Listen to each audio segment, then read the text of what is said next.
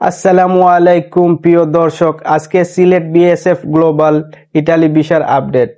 আজকে total visa delivery হয়েছে 60টি, তার মধ্যে একটি স্পন্সর ভিসা হয়েছে আর বাকি 6টি রিজেক্ট। আজকে আশানুরূপ ভিসা ডেলিভারি হয়নি, এই জন্য আমরা হতাশ। আমার হোম ডিস্ট্রিক্ট সিলেট, এই জন্য সিলেটের আপডেট আমি আগে পাই, এই জন্য আপনাদের জানালাম। হয়তোবা ঢাকা অথবা চট্টগ্রামে ভালো ভিসা ডেলিভারি হয়েছে আশানুরূপ, তবে আমি জানি না। যদি কোনো ভাই বন্ধু জানেন অবশ্যই কমেন্ট বক্সে কমেন্ট করে জানাবেন।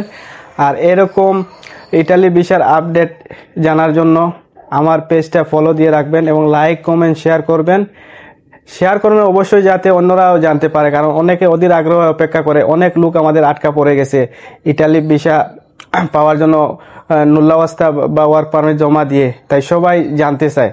অবশ্যই শেয়ার করবেন। আর সবাই ভালো থাকবেন, সুস্থ থাকবেন। আল্লাহ হাফেজ। আর এরকম প্রতিদিন আমি আপডেট দিব, আপডেট পাবেন ইনশাআল্লাহ।